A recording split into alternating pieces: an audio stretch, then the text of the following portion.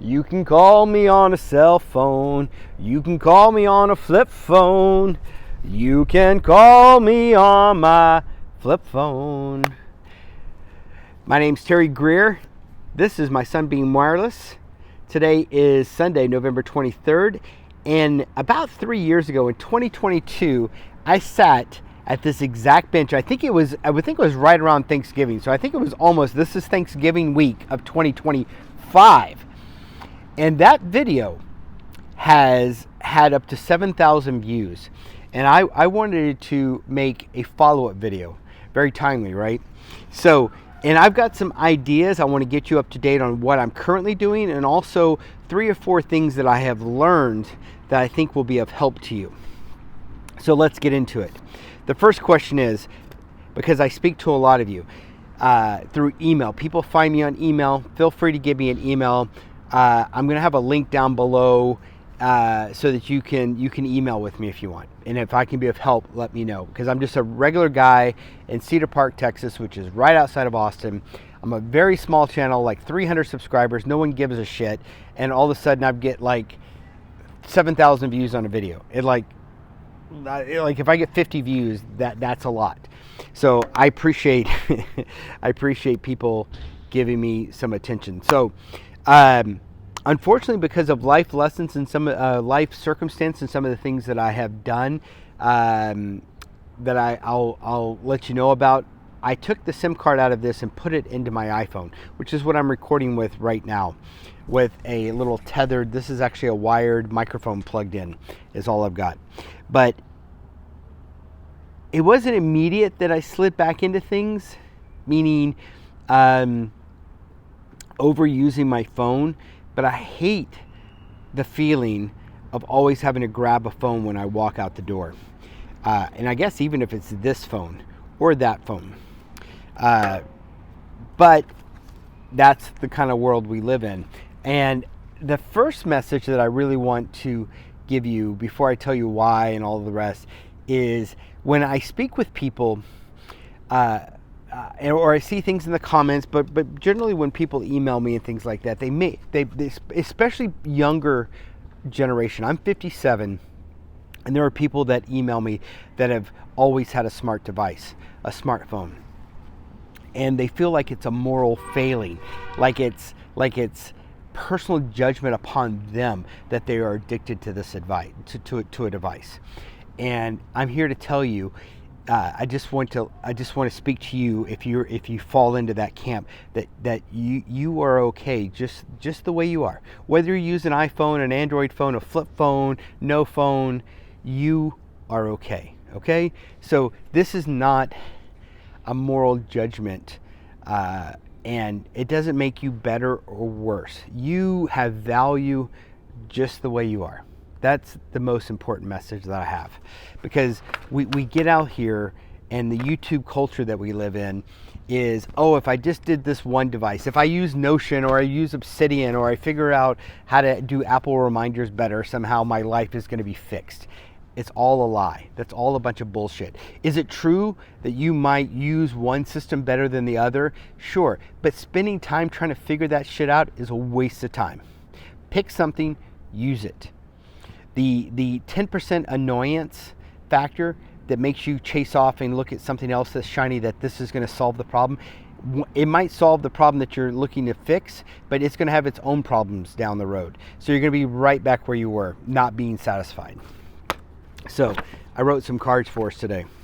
This is what I use a lot. Index cards. These are 5x8s, a personal favorite of mine. So you are okay. That's my first message. Number 2 is I started up something called Walking Sober. And this is not a pitch for Walking Sober, but it's to tell you one of the reasons why I got the phone. I started making videos, and Walking Sober essentially is my way of giving back. 7 years ago, I stopped drinking alcohol, changed my life, and I wanted to give back. And one of the things in alcohol, and I think it's similar to smartphone use, is that it makes us feel alone. When we get on that phone and we're flipping through Instagram, we're flipping through Instagram over and over and over, and 20 minutes, 30 minutes, an hour goes by. you feel like you've seen all this stuff, but you feel drained. At least I do. I feel drained and I feel disconnected. Like, where the hell did my hour go? And I started walking sober. Alcohol tends to do the same thing. Addiction in general tends to do that, drives us to isolation. And what walking sober essentially is, every Sunday morning at 9 o'clock, I show up downtown to our walking trail that's in downtown Austin, and I invite others to come walk with me. So if you happen to be in Austin and you're into smartphones and you want to come walk with me at 9 o'clock, you can go to walkingsober.org and come say hello. Love to have you. But just know that it's about alcohol, not so much about smartphones. So with that out of the way, that made me feel like, oh, I've got to get in the game. Like, I had deleted all my social media. I started using a flip phone, and here it was, 2022. I've done that for like 2 years. And I fell for the fucking lie, which is being on Threads or Instagram is somehow going to like revolutionize my life. And it's bullshit, basically, is what I'm turning to find out. It's like someone smart once said, it's like playing the lottery. Are there people that get on Instagram? Like, there's this guy that made me think about doing it. His name is Jefferson Fisher. You might have heard of this guy. And out of nowhere, he starts making YouTube shorts, 30 seconds in his car, goes home, and he's able to manage it. Like, he doesn't check it all the time, so he says, and he makes one video a day. Next thing you know, he's got a book deal and this and that, and he's making millions of dollars, or I don't know how much he makes, but the appearance is that he's doing very well. All because he started making Instagram videos and putting them on TikTok. And so I was like, oh, I've got this thing, I've got to get in the game. I regret it. There you go. That's my confession to you. However, I don't take it as personal, like, I'm not a bad person for experimenting. I should have known better, stubbed my toe, and here we are. So let's get into some of the things that I do while I'm not using a flip phone and I'm using my smartphone. The first thing I do is I try to leave the house without a phone as much as I can, as a test. Especially if I'm going with someone who already has a smartphone, meaning that, what's the worst case? They can dial 911 and get me to a hospital. But there's nothing that's going to happen in 4 hours at dinner on a Thursday night that I really need to get responsive with. At least not in my world. Maybe your world is different, maybe work or whatever. But I disconnect. I create distance between me and this phone, me and all the text messages that are coming in, me and looking at my social media, me and the need to take a picture of whatever I'm looking at, right? Distance, the first thing. So my first advice to you is just start creating some distance between you and the device. It helps me, maybe it'll help you. Number 2, get yourself an MP3 player. This is my little, I know it's like on Blur or something, but this is a little SanDisk, I think it is. I don't think they make these anymore. I've had this thing for 5 or 6 years, and this was $15. You can probably get a cheap one like this, and these were $9. These are actually very good headphones. And you plug it in. The only regret on this one that is so old that it's USB, whatever the micro one is not C. If this was USB-C, mind blown, but it's not, and that's okay. And it's got like a little clip, so I put it on my belt. See that? Pretty cool, huh? And this little thing, I put like, I don't know, 300-400 songs on here. I, of course, being 57, had an old hard drive laying around that I had a bunch of MP3s from way back in the day before streaming came around, right? So do I have a lot of cool new music? No. But could I figure that out if I wanted to? Probably. And, so there you go. And I actually enjoy listening to music on this thing. I really, really do. So that's another thing I do, so that I'm not picking up the phone. Another thing that I do is I buy used books at Half Price Books or other places, or borrow books. I started swapping books with friends. Or I go to the public library and I read a book. So I always have at least 1 to 2 books that I'm reading at any given time. So when I'm bored, I pick up a book.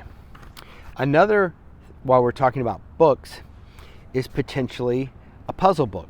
Sudoku, crossword, but a physical book. Sure, can you play the game on your phone? But the whole point is, I thought, at least if you're watching this, we got to get off the damn phone. Get off the damn phone. I hate that I turned into a smartphone zombie again. I'm there. It's like, I look at myself, and that's me judging myself. I don't want you to judge yourself. I just gave you a big lecture. But man, it's hard. It's hard. It's hard. But so those are some of the tactics that I use that I wanted to talk about. And let's just review. Create some distance, meaning you from the phone, that you are not the phone's not you, you are separate from the phone, that it's okay not to respond. We know all of these things, right? But do we actually do them? It's hard. It's hard. You're like, oh, I might need to call. You know, I'm 57. I remember when I had a calendar book and an address book. You had to write shit into an address book. It's crazy.